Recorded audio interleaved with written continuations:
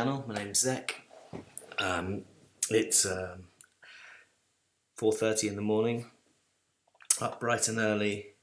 Decided to make an early video today so that I could give you a quick heads up on what you might expect for this Monday morning and for the new week. Bitcoin performing just at the tail end of the weekend, as I discussed yesterday. It took a little trip down to the low 30,000s. I don't think that we're finished with this. As I said yesterday, I expected it to. It just about got down to the 0.78 fib retracement, which was here. Let's see, how did it do? There we are. Just about tipped it. I think it did. I think we can say it did, and we expected it to pop back up to retest this 20 moving average within the Bollinger Bands, and this is on the 4 hour. I think that, to be honest, that might be all we get for the time being, because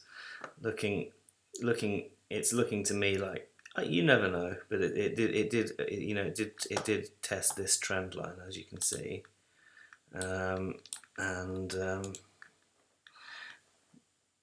I think again it sort of tipped up to it. Maybe not quite. It did there on this 4 hour candle, on this 12 hour candle. So let's go back to the 4 hour. See what happened there. Yeah, there you can see it. Hit the moving average. It coincides with this trend line that we've been talking about, and I think really we are going to mess around here for a while, but effectively we're ranging and I think trending down.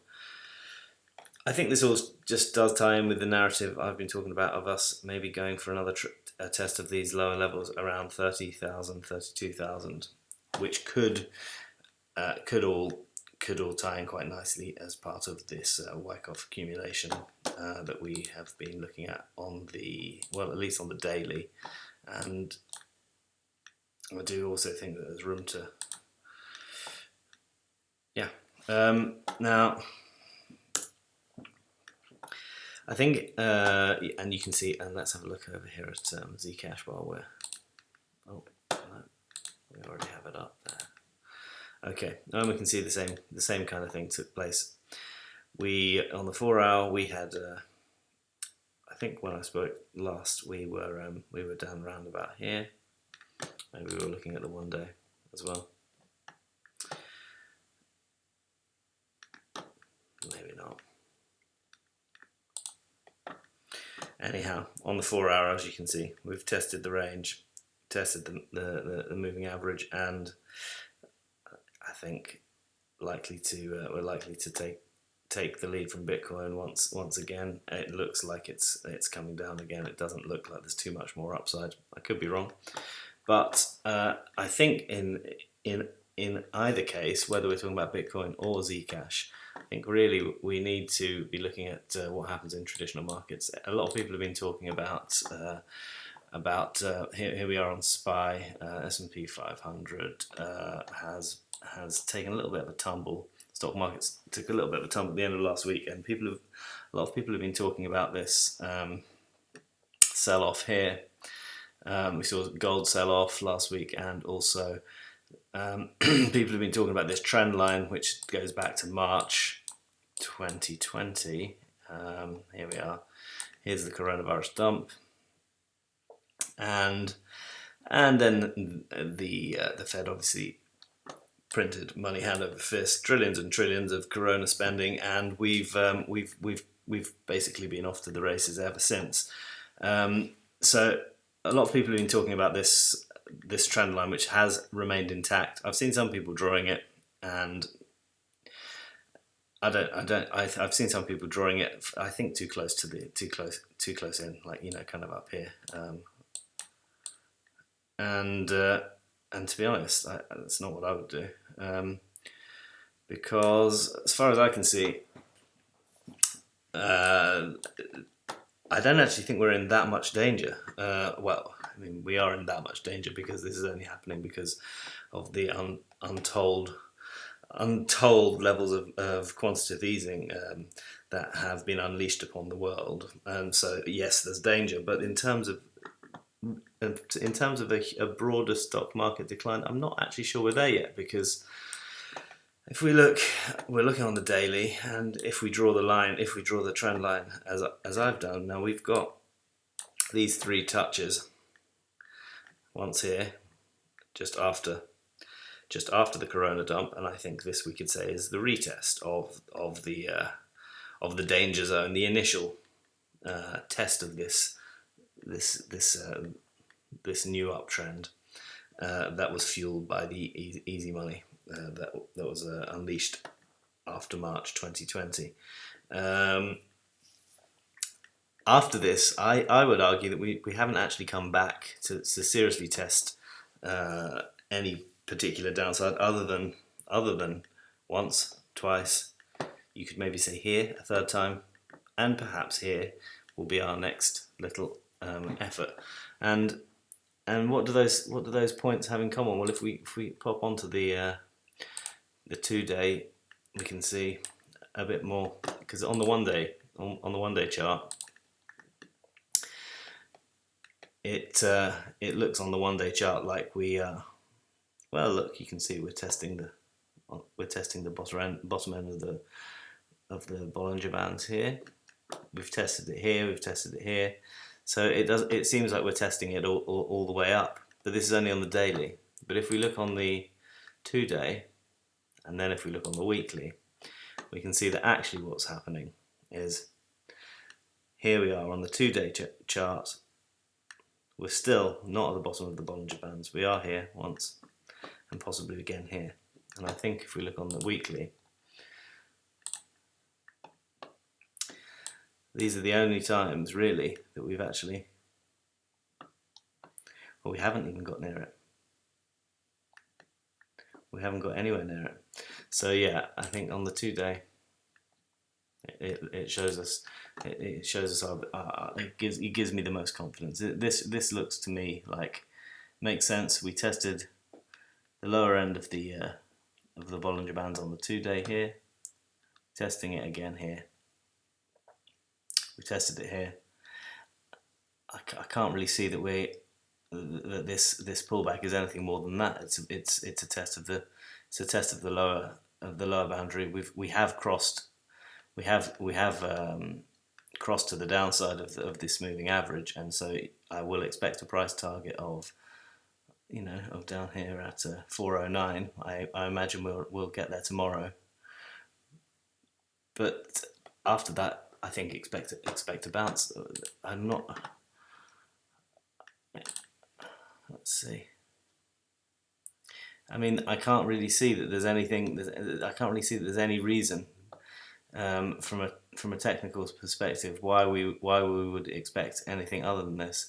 Even if we look on the weekly, there's a higher probability that we rally from the 20 moving average in the middle of this Bollinger Band, and that is at 402 ish, something like that, 408, whatever. So again, and I think if we see this happening tomorrow, this is going to be a risk-on environment once again. The other thing we should look at DXY, and again so the dollar index does give us reason to again consider that maybe if we look at what's been happening over the last few days, we've had this sudden absolute surge in the strength of the US dollar against this basket of currencies, and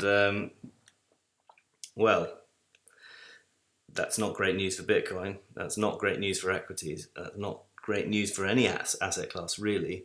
And I think the last time we saw this kind of a move, especially at the RSI on the 4-hour. Let's see. I think the RSI on the. I don't have the 8-hour on this chart, but look, it's up in the 80s. I think the last time it was like I think it was the last time we see it some sort of that high is kind of like back in, I don't know, like 2008. Anyhow, and we know it happened in 2008. Well, not the last time we saw the RSI that high, but the last time we saw the RSI shoot up from such a bearish position in such a short space of time. So we could infer that it is risk off and time to get very worried about your Bitcoin positions, time to get very worried about your equities positions. But I tend to think, and again, look at the Bollinger Bands. Look, here we are on the daily. We've gone bananas. We're right outside the upper boundary, but already looks like we're going to, on the 4 hour. Looks like we're going to come back and test this moving average, and I just have the MACD on the 4 hour starting to come down. I think it's going to. I think there'll be a bit of relief for anyone who's risk on at the moment. I'm not sure that it's time to run for the exits just yet, and so we'll see what happens tomorrow properly, or today later properly. But I think for the moment, in terms of what does this mean for Bitcoin, I think what this means for Bitcoin is that there are signs here on Dixie, over on Dixie, that it's there are worrying signs. There are worrying signs here on SPY, and so yes, I'm sure this will cause concern. But the overall situation greatly different than it was here. I think they're still printing money hand over fist. I think this trend will remain intact, and I think they're still printing money hand over fist. So I think that this is likely to give back some of its gains, and I think that means that for Bitcoin, there is some short-term there are short-term headwinds driving prices lower. Will this be enough to drive prices down to the 20,000? Maybe down to 20,000. Maybe we get a wonderful buying opportunity down there. But for the moment, I will remain focused on 30 and 32,000. I think still the highest probability outcome is that risk assets like Bitcoin, SPY itself, are to be sold off.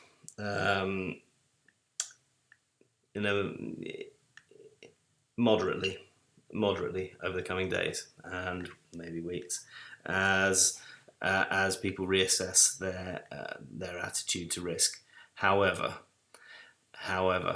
I think that we have more upside still in the risk on trade, and I think that's where we find yet again a floor, a strong support around 30,000, 32,000 levels for Bitcoin. It might be that we tip down lower, and as I say, if we get down to 20,000, buy it like it's going out of fashion, because unless you can see that something material has changed in terms of what you're hearing out of the Fed, something has actually changed, then I think we should assess the situation as we have been doing for the last year, and that is that the monetary debasement of the dollar and of the pound and of the major world currencies continues. Therefore, the risk on play continues, and any dip such as this seems to be should be bought up, and just as it was here,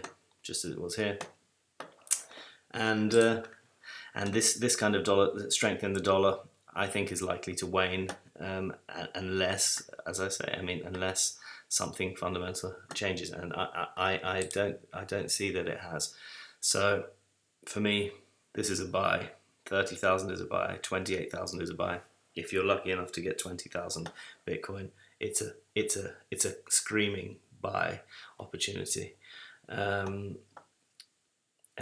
so yeah, I think that pretty much sums up what I wanted to say. We will obviously see in a few hours, and I may be forced to eat my words, but that's what I would expect. And so far, in terms of Bitcoin, we do seem to be following the path I talked about yesterday. So let's have a plan and let's stick to it. And I think that is all I have to say for now. So happy hunting and goodbye. See you next time. Oh, and smash the like, because I think I'm supposed to say that again, and turn on notifications and ring the bell, and please do subscribe. Thank you very much. Bye.